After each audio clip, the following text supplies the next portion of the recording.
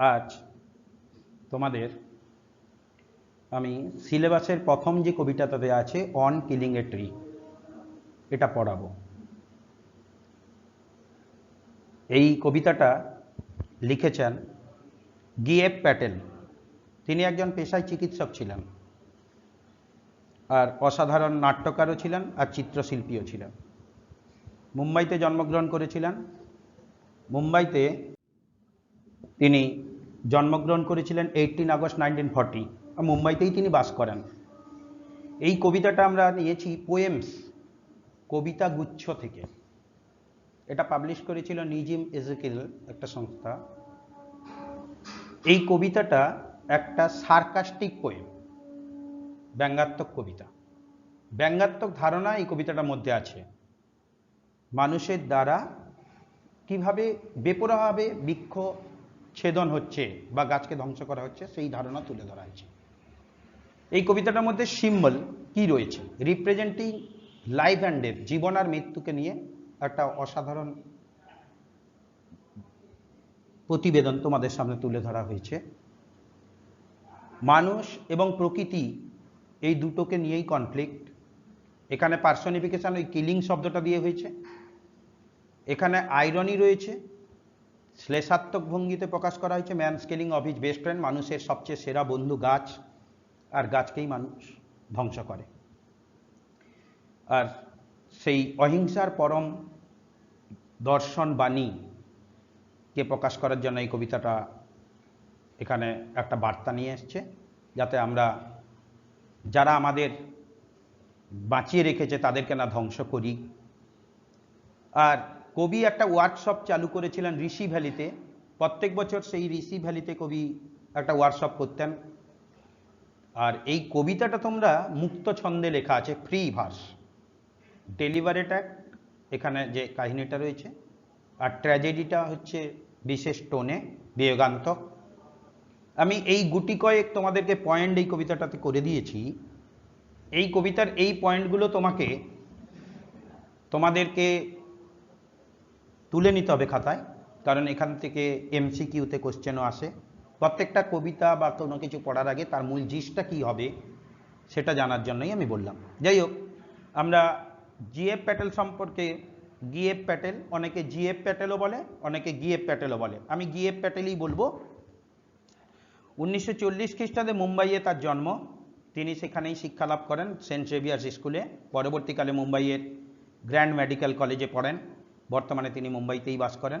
চিকিৎসক হিসাবে তার খুব নাম, আর অসাধারণ কবি এবং শিল্পী। তিনি মুম্বাই এবং বরোদার নব্যধারার শিল্পীদের মধ্যে একজন বলতে পারো। তিনি 1 দশকের বেশি সময় ধরে ঋষি ভ্যালি স্কুলে একটা কবিতার কর্মশালা করেছেন। আমি আগেই বলেছি ওয়ার্কশপ করেছেন। 2006 সালে তার সম্পাদনায় একটা কবিতা সংকলিত হয়েছে। আজকে আমরা তোমাদের সামনে তার তুলে ধরছি একটা কবিতা, সেটা হচ্ছে অন কিলিং এ ট্রি। তোমরা বইটাও বের করে নিবে, আমি লাইন বাই লাইন যাব আর লাইন বাই লাইন পড়িয়ে তোমাদেরকে বলছি। প্রথমেই কবি ফার্স্ট স্ট্যাঞ্জাতে বলছে, যদি গাছকে প্রাণে মারতে হয় তাহলে একটা ছুরির সামান্য আঘাতেই কিছু করা যাবে না, বরং এটা পৃথিবী থেকে পুষ্টিকর রসগুলোকে ধীরে ধীরে নিবে এবং ধীরে ধীরে সেটা আহার নিয়ে আস্তে আস্তে বরং আরও রোদ জল বাতাস নিয়ে সে বেড়ে উঠবে। তো দেখো কবিতার লাইনটা, ইট takes much time to kill a tree. গাছকে প্রাণে মারতে গেলে অনেক সময় লাগে। Not a simple jab of the knife. ছুরির সামান্য আঘাতে উইল ডু ইট। ছুরির সামান্য আঘাতে তোমরা এটা করতে পারবে না। ইট has grown slowly consuming the আর্থ। এটা ধীরে ধীরে পৃথিবীর পুষ্টিকর উপাদানগুলোকে সংগ্রহ করবে। Rising out of it feeding আপন ইটস ক্রাস্ট। আর পৃথিবীর উপাদানে পুষ্ট হয়ে উপর দিকে উঠে যাবে, অর্থাৎ বেড়ে যাবে। Absorbing years of Sunlight. সূর্যালোক শোষণ করবে বছরের পর বছর ধরে। এয়ার, বাতাস, ওয়াটার, জল, and out of it's লেপ্রাস height. বহুকাল ধরে রোদ জল বাতাসের সংস্পর্শে এসে তার কুষ্ঠ ভরা ছালে স্প্রাউটিং লিভস সদ্য পাতাগুলোকে গজিয়ে দেবে।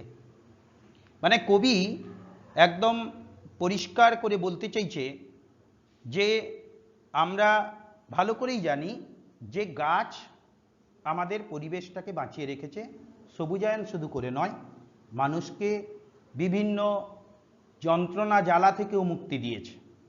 তবুও মানুষ কি করে, গাছের উপরেই অত্যাচার করতে ভালোবাসে আর গাছকেই অত্যাচার করে। তাই কবি তার শিরোনামেই এনেছেন অন কিলিং এ ট্রি। আর সেই কিলিং শব্দটা হচ্ছে পার্সনিফিকেশন করেছেন, এখানে ব্যক্তিত্বের আরোপ ঘটিয়েছেন হত্যা করার মধ্য দিয়ে। যাই হোক, ইট takes much time to kill a tree. একটা গাছকে কিন্তু হত্যা করা অতি সোজা ব্যাপার নয়, যে যেতে যেতে একটা ছুরির আঘাত দিয়ে গাছটাকে কেটে দিলাম, তাকে সামান্য আঘাত করাই হলো। কিন্তু সে চেষ্টা করবে আবার পরিপুষ্ট হয়ে তার জীবনটাকে সুরক্ষিত করতে। তাহলে প্রথম কথাটাই হচ্ছে কি, যে you can not kill the tree with a little time.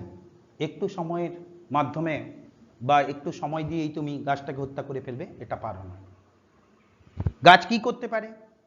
গাছ সে যতই কষ্ট হোক না কেন সে আবার বেড়ে ওঠার চেষ্টা করবে। তাই সে কি করে না, সূর্যালোক, বাতাস, জল ইত্যাদিকে গ্রহণ করে আবার তার কুষ্ঠ ভরা ছাল, লেপ্রাসাইট। কুষ্ঠ ভরা ছাল কেন বলেছে না, লেপ্রাস কথাটার মধ্য দিয়ে কবি বলতে চেয়েছেন যে tree bark which is probably rough and has marks. তোমরা গাছের ছালগুলোই দেখবে যেখানে সেখানে এবড়ো খেবড়ো দাগ থাকে, তার জন্য সেই জন্য কথাটা বলা হয়েছে লেপ্রাসাইট, কুষ্ঠ ভরা ছাল। ওই কুষ্ঠ ভরা ছালেই সে কি করবে না, সদ্য পাতাকে আবার গজিয়ে দেবে। তাহলে আমরা যে জিনিসটা এই কবিতার মধ্য দিয়ে বুঝতে পারছি সেটা হচ্ছে যে কবি বলতে চাইছেন the poem on killing a tree was included in poems published by Nissim Ezekiel in 1966. Gay Patel gives a vivid description of the killing of a tree. The poem presents a vivid picture of man's cruelty towards nature. The tree is a symbol of nature surrounding us. The poet shows how modern man destroys nature and its very spirit out of selfish greed. Trees are being tortured in very possible way. Economic value of a tree makes it a prey to modern consummation. It is not an easy task to kill a tree. A simple jab of the knife cannot kill a tree. So the poet describes verbally through the first stanza. The tree has grown slowly, consuming the earth, rising out of its fading upon its crust, absorbing years of sunlight, air, water, and out of its leprosite sprouting leaves. মানে ধীরে ধীরে সে পৃথিবীর পুষ্টিকর উপাদানগুলোকে নেয় আর নিয়ে করে সে ধীরে ধীরে আবার বেড়ে যায়।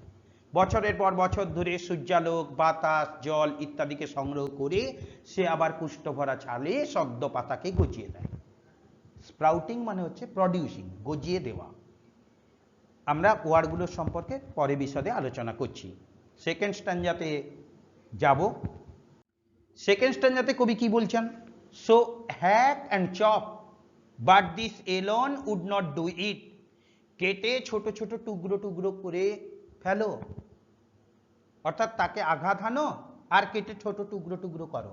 হ্যাক কথাটার মানে হচ্ছে কাট উইথ হ্যাভি ব্লোজ, অর্থাৎ জোরে জোরে আঘাত করো। অ্যান্ড চপ, চপ মানে হচ্ছে কাট ইনটু পিসেস, টুকরো টুকরো করে কাটো। But this alone would not do it, এই লাইনটা প্রচুর ইম্পর্টেন্ট, এটা দাগিয়ে নেবে, এটা কোশ্চেন আসতে পারে। But this alone would not do it, কিন্তু এতেও তার কিচ্ছু করতে পারবে না। Not so much pain will do it, যন্ত্রণাও তাকে বেশি একটা দিতে পারবে না। The bleeding bark will heal, রক্ত ঝরা ছাল আবার আরোগ্য লাভ করবে। হিল মানে হচ্ছে কামরাউন্ড, মানে আবার সুস্থ হয়ে যাবে। ব্লিডিং বার, গাছের তো আর রক্ত ঝরে না, গাছের এক ধরনের ফ্লুইড থাকে, রস। সেই ছালে যখন তুমি আঘাত করবে, তুমি ভালো করেই দেখবে সেই ছালটার মধ্যে থেকে এক ধরনের রস বেরিয়ে আসে। সেই রসটাকে ইঙ্গিতবহভাবে মানুষের সঙ্গে বলেছি না পার্সনিফিকেশন করা হয়েছে, তাই ব্লিডিং বার এই শব্দটাও পার্সনিফিকেশনের অর্থে। And from close to the ground will rise curl green twigs, তারপরে মৃত্তিকা থেকে সে ধীরে ধীরে রক্তঝরা ছালে যে সেরে উঠল, তারপরেই বলছে আর যেটুকু আছে মাটির কাছাকাছি, from close to the ground, একদম আর যেটুকু আছে মাটির কাছাকাছি, will rise curl green twigs, সেখানে উঠবে জেগে কুঞ্চিত পাতাগুলো, সবুজ পাতাগুলো। মিনিয়েচার বাপস, ছোট ছোট শাখা পোশাকা জেগে উঠবে। Which if unchecked will expand again to former size, আর যদি না ছেঁটে দেওয়া হয় সে আবার একই চেহারা নিয়ে নেবে। কি নির্লজ্জ গাছ, মানে তাকে তুমি কাটার চেষ্টা করছো, সে আবার ছত্রছায়ায় একই রকম আকার নিয়ে নেবে। বুঝতে পারছো যে গাছকে আমরা কোনোভাবে ধ্বংস করতে গেলেও সে ধ্বংস হতে চাইবে না। তাই কবি দ্বিতীয় স্ট্যান্জাতে সুন্দর করে বলছেন যে hacking and chopping to would not kill a tree because the bleeding bark will naturally heal and fresh twigs will grow again and again.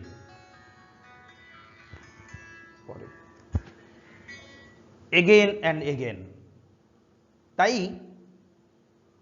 কবি বলতে চাইছেন যে তাকে আঘাত করো, কেটে টুকরো টুকরো করো, কিন্তু এতেও তার কিচ্ছু যায় আসে না। যন্ত্রণাও তাকে বেশি দিতে পারবে না। তার রক্তঝরা ছালে রক্তঝরা ছাল আরোগ্য লাভ করে যাবে। হিল মানে কামরাউন্ড, আর আরোগ্য লাভ করে সে আবার মাটির বা ভূমির থেকেই সে ধীরে ধীরে নিজেকে বাড়িয়ে তুলবে এবং সবুজ কচি পাতাগুলোকে জন্ম দিয়ে দেবে। আর ছোট ছোট শাখা পোশাকা আবার শুরু হবে তৈরি করতে। ছোট ছোট শাখা পোশাকা তার ছত্রছায়ায় গাছটাকে আবার বাড়তে সাহায্য করবে। যদি তুমি তাকে আবার না ছেঁটে দাও, অর্থাৎ কেটে দাও, তাহলে সে আবার আগের চেহারাই নেবে। আমরা 3 নম্বর স্ট্যাঞ্জাতে যাব, আশা করি তোমরা বুঝতে পেরেছো। দ্বিতীয় স্ট্যাঞ্জা 3 নম্বর স্ট্যাঞ্জাতে বলছে নো, না, the root is to be pulled out, শিকড় টেনে বের করতে হবে। মানে গাছকে যে তুমি বললে কেটে দিবে, শাখা পোশাকা কেটে দিলে দিয়ে বললে মনে করলে যে গাছটা মরে যাবে, তা নয়। বলছে শিকড় সমেত তাকে টেনে বের করতে হবে।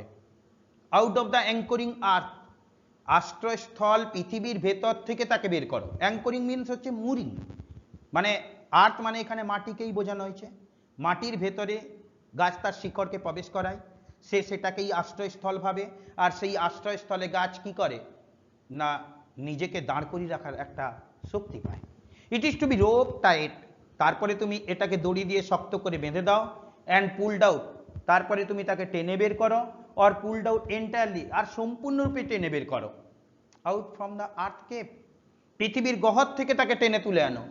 And the strength of the tree expose, গাছের শক্তির জায়গাটাকে তুমি অরক্ষিত করে দাও। দ্য সোর্স, সেই উৎসটা, হোয়াইট সাদাটে, অ্যান্ড ওয়েট এবং ভিজে। দ্য মোস্ট সেন্সিটিভ হিডেন, সবচেয়ে সংবেদনশীল এবং লুক্কায়িত জায়গাটা, for years inside the earth, যা পৃথিবীর ভেতর বছরের পর বছর ধরে ছিল। পৃথিবী বলতে এখানে মাটি, বারবার বলেছি, for years inside the earth, যে মাটির ভেতরে যে বছরের পর বছর ধরে সেই সবচেয়ে সংবেদনশীল সাদা ভিজে অংশটাকে লুকিয়ে রেখেছিল। তার সমস্ত শক্তির জায়গাটাকে অরক্ষিত করে দাও। তাহলে কি বলল না, শিকড় টেনে বের করতে হবে আশ্রয়স্থল পৃথিবীর ভেতর থেকে। প্রথমে এটাকে শক্ত দড়ি দিয়ে বেঁধে দাও, মানে শক্ত করে দড়ি দিয়ে বেঁধে দাও, আর তারপরে টেনে তোলো। তারপরে সম্পূর্ণরূপে তুমি টেনে দাও, পৃথিবীর গহ্বর থেকে তাকে তুলে আনো। তার যে জায়গাটায় সে শক্ত করে দাঁড়িয়ে ছিল সেই জায়গাটাকে অরক্ষিত করে দাও। তার সেই উৎসটা, সেই সাদাতে ভিজে মূলরোমটা, যেটা সবচেয়ে সংবেদনশীল অংশ, যেটা পৃথিবীর অর্থাৎ মাটির ভেতরে বছরের পর বছর ধরে রয়েছে আঁকড়ে, সেই জিনিসটাকে পুরো তুলে আনতে হবে। তাহলে ধ্বংস করার বার্তাটা কিভাবে দেখেছ? কাউকে মারতে গেলে শিকড় সমেত টেনে তুলে মেরে ফেলো, এটাই বলতে চাইছেন কবি। তাহলে কবি বলতে চান কি, যে showman takes up a series of activities leading to the killing of trees. The process includes all the steps from roping, tying, then pulling out from the earth cave. Then you must kill to the tree. আশা করি তৃতীয় স্ট্যাঞ্জাতে তোমরা সুন্দর করে বুঝলে। কবি বলছেন, প্রথম স্ট্যাঞ্জাতে কবি বললেন যে তাকে আঘাত করো আর কেটে টুকরো টুকরো করো, তার কিচ্ছু যায় আসে না। সে তার যন্ত্রণাটাকে যতটা দিবে সে সামাল দেওয়ার চেষ্টা করবে, এবং তার রক্ত ঝরা ছালটাকে সে সুস্থ করে আবার পাতা গজানোর চেষ্টা করবে, ছোট ছোট শাখা বের করে দেবে। কিন্তু তৃতীয় স্ট্যাঞ্জাতে কবি বলছেন, না না, যদি তোমাকে গাছকে মারতে হয় তাহলে তার শিকড় সমেত তুলে বের করো। পৃথিবীর সবচেয়ে মাটির ভেতরে যে আশ্রয়স্থল, যে জায়গাটা সে আঁকড়ে ধরে থাকে, তার মূল দিয়ে শিকড় দিয়ে সেটাকে তোমাকে টেনে তুলতে হবে শক্ত দড়ি দিয়ে বেঁধে, সম্পূর্ণরূপে পৃথিবীর ভেতর থেকে তাকে তুলে আনতে হবে। তার জায়গা মানে গাছের শক্তির জায়গাটাকে অরক্ষিত করে দিতে হবে, সে যাতে না আর ভরসা পায় সেখানে থাকার। তবেই তুমি তাকে হয়তো হত্যা করতে পারবে। বছরের পর বছর ধরে সে কিন্তু তার সেই মূলরোম, সেই সাদাতে অংশ, ভিজে অংশটাকে, যেটা সবচেয়ে সংবেদনশীল অংশটাকে মাটির ভেতরে রেখেছিল, সেটাকে টেনে তোলার চেষ্টা করতেই হবে। অর্থাৎ আমরা ভালো করেই জানি যে উপচিতিমূলক বিপাকীয় ক্রিয়ায় সবুজ উদ্ভিদ সক্রিয় ক্লোরোফিলের সাহায্যে সূর্যালোকের উপস্থিতিতে পরিবেশ থেকে মূলরোম দ্বারা শোষিত জল নিয়ে আর কার্বন ডাইঅক্সাইডকে গ্রহণ করে অপাচ্য বস্তুর বহিষ্করণ করে, সেই পদ্ধতিটা হচ্ছে সালোক সংশ্লেষ প্রক্রিয়া, যা ফটোসিনথেসিস। আর সেই প্রক্রিয়ায় কবি সেকেন্ড স্ট্যাঞ্জাতে বলেছেন, সেকেন্ড স্ট্যাঞ্জাতে কি বলেছেন, যে কেটে টুকরো টুকরো করলেও সে সেই প্রক্রিয়ার মাধ্যমে গাছ শাখা পোশাকগুলোকে আবার নতুন করে জন্ম দিয়ে দেয়, দিয়ে করে সে টু ফর্মার সাইজ আবার আগের মতন চেহারা নিয়ে নেয়। কিন্তু তৃতীয় স্ট্যাঞ্জাতে কবি বলছেন মূলরোমের ব্যাপারটা, ওই যে শিকড়ের সাহায্যে সে সব কিছু করে, আর সে শিকড়ের সাহায্যেই সংরক্ষিত করে রেখেছিল নিজের জীবনটাকেও। যেখানে সে জন্ম নিয়েছে সেখানে সে বৃদ্ধি পেয়েছে, সেই জায়গাটাকে আষ্টে পৃষ্ঠে ধরে রেখেছিল। সেই আষ্টে পৃষ্ঠে ধরে রাখাটা কবি বলছেন নষ্ট করে দিতে হবে। কিভাবে? তাকে পুরো তুলে এনে, সেটা কি? মূল শিকড়। সেই শিকড়কে যদি তুমি তুলতে পারো, তার শক্তির যে জায়গাটা ছিল সেই জায়গাটাকে অরক্ষিত করে দাও, তবেই তুমি মনে করবে গাছকে তুমি মেরে ফেলতে পারবে। কবি এটাই বার্তা দিয়েছেন 3 নম্বর স্ট্যাঞ্জাতে। লাস্ট স্ট্যাঞ্জা 4 নম্বর স্ট্যাঞ্জাতে প্রথমেই বলেছেন কবি, then the matter of scorching and choking in sun and air, browning, hardening, twisting, weathering, and then it is done. তারপর বিষয়টা হলো ঝলসে দাও, শ্বাসরোধ করো। ইন সান অ্যান্ড এয়ার, রোদে এবং বাতাসে। ব্রাউনিং, বাদামি করে ফেলো। হার্ডেনিং, শক্ত করে দাও। টুয়াইস্টিং, মুড়িয়ে দাও। ওয়েদারিং, শুকিয়ে ফেলো। অ্যান্ড দেন ইট ইজ ডান, আর তাহলেই এটা সম্পূর্ণ হলো। মানে কি? তারপরেই তুমি এটাকে সম্পূর্ণ করতে পারবে। তাহলে কবি বলছেন কি, যে তারপরের বিষয়টা আমাদের একদম সোজা, যে কি কি কাজগুলো করতে হবে। কবি বললেন যে গাছটাকে মূলরোম সহ তুলে নিলে, শিকড় সমেত তুলে ফেলে দিলে, তুলে ফেলার পরে তাকে স্কর্চিং করতে হবে, অর্থাৎ রোদে তাকে ঝলসাতে হবে। চকিং, তারপরে তার শ্বাস রোধ করে দিতে হবে, অর্থাৎ দম বন্ধ করে দিতে হবে। ব্রাউনিং, বাদামি করতে হবে।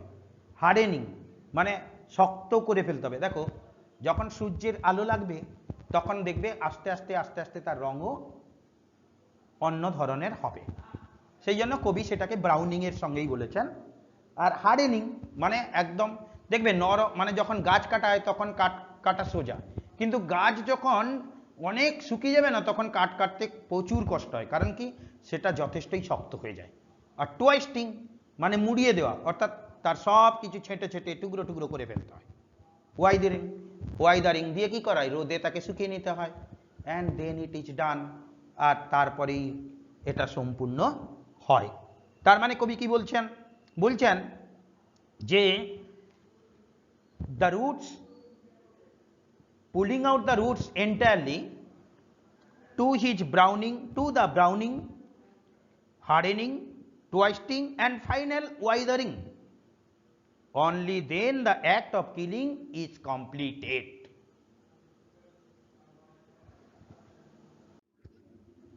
আশা করি তোমরা কবিতাটা বুঝতে পারছো।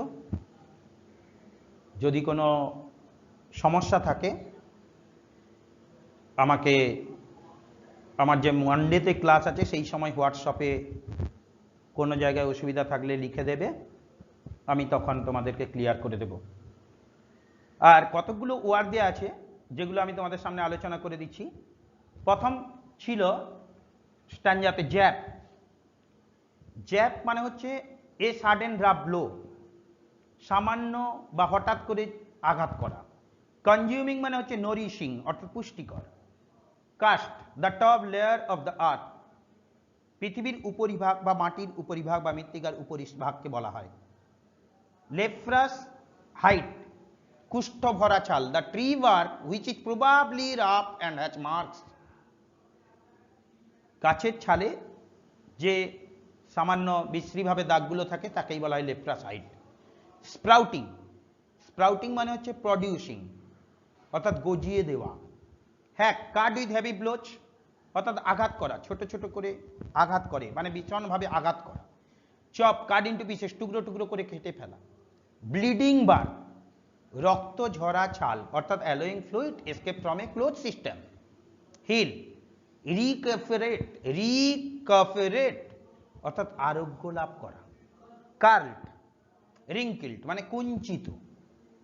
মিনিয়েচার, ভেরি স্মল খুব ছোট ছোট। আনচেকড, নট কন্ট্রোলড যা নিয়ন্ত্রণ নয়।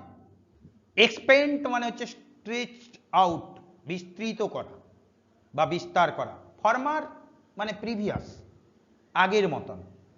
অ্যাঙ্করিং অর্থাৎ মুরিং মানে ভরসাস্থল বা আশ্রয়স্থল, শেল্টারিংও বলা হয়। Pulled out, to take out from the earth cave, পৃথিবীর গহ্বর থেকে টেনে তুলে বের করা। স্ন্যাপ আউট, ক্র্যাক আউট মচ করে ভেঙে দেওয়া।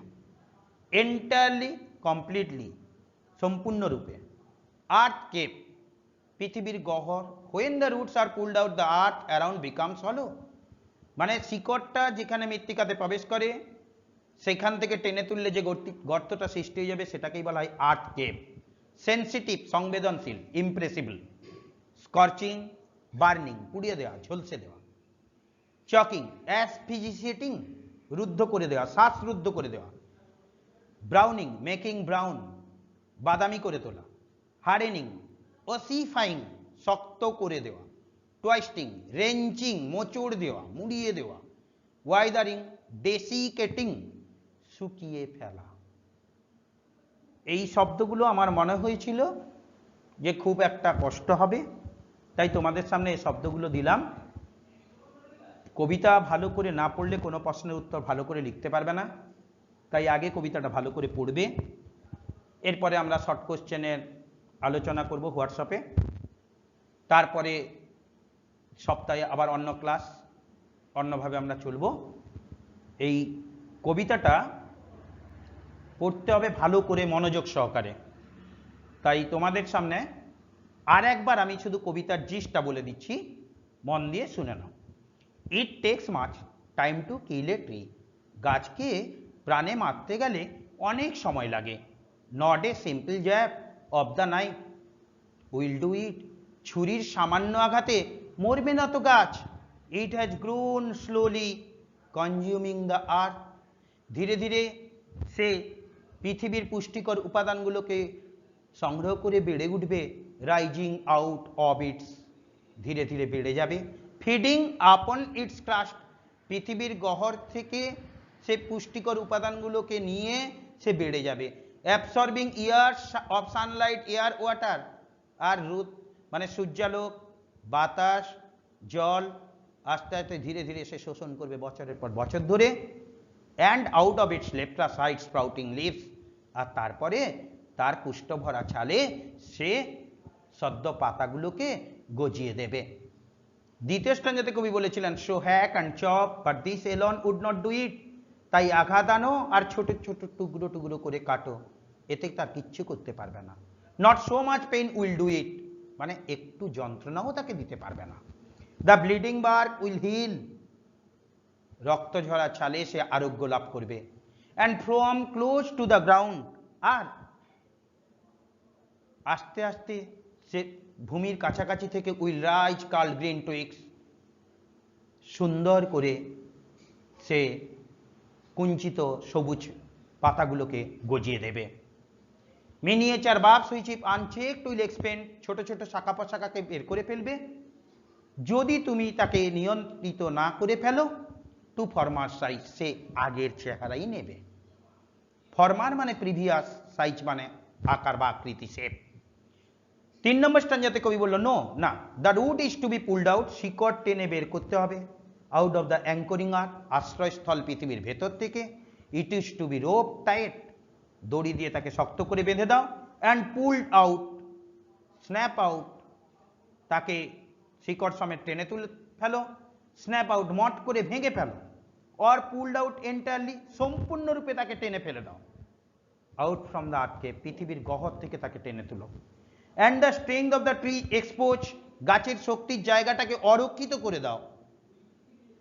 The source white and wet the most sensitive, সেই উৎস সাদাটে ভিজে এবং সবচেয়ে সংবেদনশীল অংশটা হিডেন, যেটা লুকানো রয়েছে মাটির ভেতরে, for years inside the earth, বছরের পর বছর ধরে।